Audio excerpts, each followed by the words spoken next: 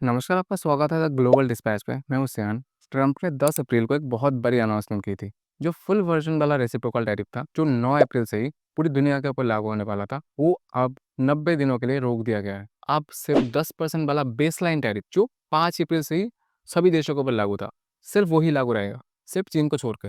क्यों? क्योंकि ट्रंप ने चीन के ऊपर और भी ज़्यादा टैरिफ लगा दिया है। कुल मिलाकर अभी तक चीन के ऊपर लगभग 125% टैरिफ लग चुका है। और इसके जवाब में चीन भी फुल रिटेलिएशन कर रहा है। चीन ना डर रहा है ना झुक रहा है। चीन ने भी अभी तक अमेरिका के ऊपर 84% टैरिफ लगा चुका है। अब सवाल ये उठता है, क्या ट्रम्प चीन से डर गया? वो चीन का जवाब अब खुलकर सामने आ रहा है, और ट्रम्प का डर शायद ये है कि अगर चीन ने ये शुरू कर दिया तो बाकी देश भी शायद रिटेलिएशन कर सकते हैं, और ट्रम्प को हर तरफ से जवाब मिल सकता है। तो क्या ट्रम्प चीन की वजह से यूटर्न लिया है, या फिर और कोई कारण है, या फिर ये ट्रम्प का कोई नया स्ट्रैटेजी है? तो इस वीडियो में इस टॉपिक के बारे में डिटेल में बात करेंगे, तो वीडियो में लास्ट तक बने रहिए। फर्स्ट ऑफ ऑल, जिनको नहीं पता कि ये टैरिफ का मामला क्या है, मैं थोड़ा कॉन्टेक्स्ट बता देता हूँ। देखो, 2 अप्रैल 2025 को अमेरिकी प्रेसिडेंट ट्रंप ने दुनिया के लगभग 60 देशों के ऊपर रेसिप्रोकल टैरिफ लगाने का ऐलान किया था। लेकिन ध्यान देना, 2 अप्रैल को ये सब ऐलान था। इसका असली इम्पैक्ट 2 स्टेजों में लागू होना था। पहला स्टेज था 5 अप्रैल को। उस दिन सभी देशों के ऊपर 10% का जो बेसलाइन टैरिफ था वो लगना था। और फिर दूसरा स्टेज था 9 अप्रैल को। उस दिन पूरा टैरिफ, मतलब फुल वर्जन वाला टैरिफ लागू होना था। आप एक एग्जांपल से समझो, जैसे कि भारत के ऊपर 26% टैरिफ लगने का ऐलान किया गया था, तो 5 अप्रैल को 10% जो बेसलाइन टैरिफ था वो लग गया था, और बाकी का जो 16% टैरिफ था वो 9 अप्रैल को लगने वाला था। लेकिन अब ट्रंप ने उस बचे हुए 16% टैरिफ को 90 दिनों के लिए रोक दिया। यानी फिलहाल केवल 10% टैरिफ जारी रहेगा, जो पहले से ही दुनिया भर पर लागू है। बाकी का जो फुल वर्जन टैरिफ था उसे होल्ड पर डाल दिया गया है।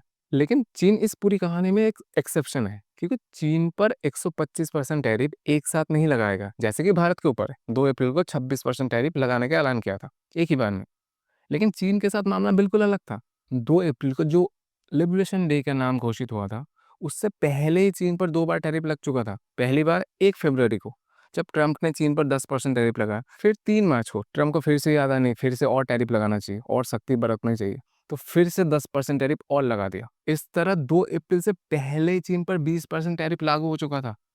फिर आया 2 अप्रैल, लिबरेशन डे। इस दिन 34% का और टैरिफ जोड़ दिया गया। यानी 2 अप्रैल तक कुल 54% टैरिफ चीन पर लागू हो चुका था। इसके बाद चीन ने भी तेजी से पलटवार किया। जवाब में चीन ने अमेरिका के ऊपर 34% टैरिफ लगा दिया। ट्रम्प नाराज हो गए, अरे तुमने हम पर टैरिफ कैसे लगाया?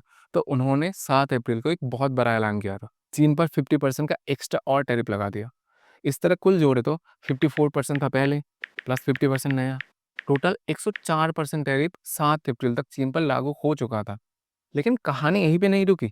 9 अप्रैल को चीन ने फिर से तेजी दिखाई। इस बार अमेरिका पर 50% का और टैरिफ लगा दिया। यानी चीन ने कितना टैरिफ लगाया? पहले 34% लगाया था, फिर 9 अप्रैल को 50% और लगाया।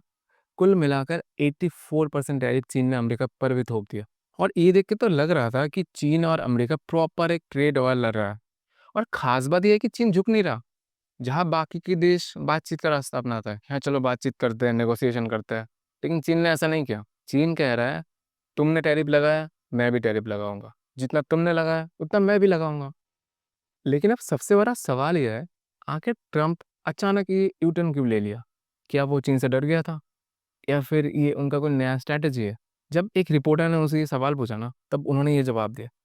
ये छोटा सा एक वीडियो आप थोड़ा देखना। Thinking about why you decided to put a 90-day pause? Well, I thought that people were jumping a little bit out of line. They were getting yippy, you know. They were getting a little bit yippy, a little bit afraid, unlike these champions. मतलब Trump ने कहा कि लोग घबरा गए थे, bond market हिल गया था, इसीलिए मुझे थोड़ा नरम होना पड़ा। आप अगर यूएस की स्टॉक मार्केट देखोगे ना, तो ये बात आपको समझ में आ जाएगी। 2 से लेकर 8 अप्रैल के बीच में यूएस की मार्केट बुरी तरह हिल गया था। S&P 500 लगभग 12% गिर गया था, डाउ जोन्स 11% गिर गया था। और जब 4 अप्रैल को, जिस दिन चीन ने यूएस के ऊपर 34% टैरिफ लगाया था ना, उसी एक दिन में सिर्फ 6% गिर गया था। नेस्डैक 13% तक गिर गया था। और ये सब इंडेक्स की बात नहीं है, जो अमेरिका की जो टॉप मोस्ट कंपनीज है ना, like Apple, Nvidia, Tesla. Apple 30% गिर गया था, एनवीडिया 21% गिर चुका था, टेस्ला 22% गिर गया था। और कुछ ही दिनों में $6 ट्रिलियन से भी ज़्यादा पैसा मार्केट से गायब हो चुका था। जी हाँ, $6 ट्रिलियन। और दूसरी तरफ जापान, यूरोपियन यूनियन, जो अमेरिका के बहुत ज़्यादा क्लोज माने जाते हैं, वो लोग भी यूएसए को धमकी देने लग गए थे कि अगर तुमने हम पर टैरिफ लगाया तो हम भी जवाब देंगे। इसीलिए ट्रम्प को शायद एक कदम पीछे लेना पड़ा। तो ये 90 डेज़ का जो रुकावट है ना, ये एक प्रकार का डैमेज कंट्रोल है। और जैसे ही ट्रम्प ने 90 डेज़ पॉज़ का ऐलान किया, यूएस की स्टॉक मार्केट शूट कर गई। नैस्डैक सीधा 11% भाग गया।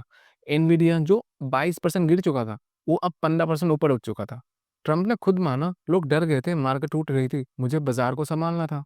लेकिन अगर हम थोड़ा पीछे जाए, जब ट्रम्प पहली बार राष्ट्रपति बने थे, उसके 1 साल बाद ही 2018 में भी उन्होंने ऐसा एक टैरिफ लगाया था। लेकिन तब का अंदाज कुछ अलग था। उस टाइम उन्होंने सिर्फ एल्यूमीनियम और स्टील के ऊपर टैरिफ लगाया था। और उनके जो क्लोज अलाई थे like Mexico, Canada, European union, उन सबको इस टैरिफ से बाहर रखा था। लेकिन क्या उससे यूएस का कोई फायदा हुआ था? नहीं, उल्टा नुकसान ही हुआ था। जीडीपी ग्रोथ 0.12% कम हो गया था।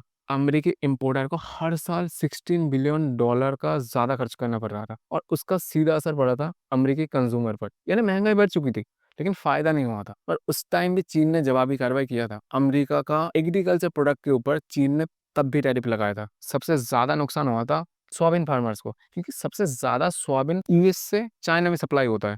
टोटल $27 बिलियन का नुकसान हुआ था। जब बाइडेन राष्ट्रपति बने तब उन्होंने ये टैरिफ हटा लिया, क्योंकि ये पॉलिसी बैकफायर कर चुकी थी। अब ट्रम्प फिर से राष्ट्रपति बने और इस बार उन्होंने पहले से भी ज़्यादा गहराई से टैरिफ लगाया। लेकिन चीन भी अब पहले जैसा नहीं रहा। इस बार चीन ने अमेरिका का एग्रीकल्चर प्रोडक्ट के साथ-साथ उनके एलएनजी, फार्मास्यूटिकल प्रोडक्ट और ऑटोमोबाइल इंडस्ट्री पर भी टैरिफ लगा दिया। और चीन यहीं पे नहीं रुका। यूएस की जो डिफेंस कंपनी है, उनके जो मेन आइटम होता है रेयर अर्थ मटेरियल, उनके ऊपर तो चाइना ने एक्सपोर्ट बैन ही लगा दिया। टैरिफ नहीं लगा, सीधा एक्सपोर्ट बैन। यानी अब अमेरिका उन्हें चीन से खरीद ही नहीं पाएगा।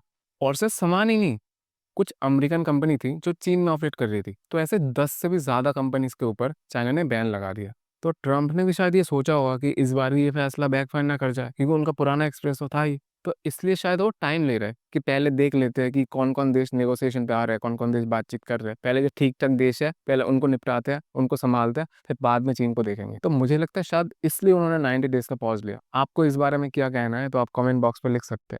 और मैं जब ये वीडियो रिकॉर्ड कर रहा था, तभी न्यूज़ आई कि अमेरिका ने फिर से चीन के ऊपर टैरिफ बढ़ा दिया है। जो पहले 125% था, वो अब बढ़ा के 145% कर दिया। और इसके जवाब में चीन ने भी अमेरिका के ऊपर टैरिफ बढ़ा दिया है। जो टैरिफ पहले 84% था, वो अब बढ़ा के 125% कर दिया गया है। तो ये टैरिफ का जंग तो चालू ही रहेगा।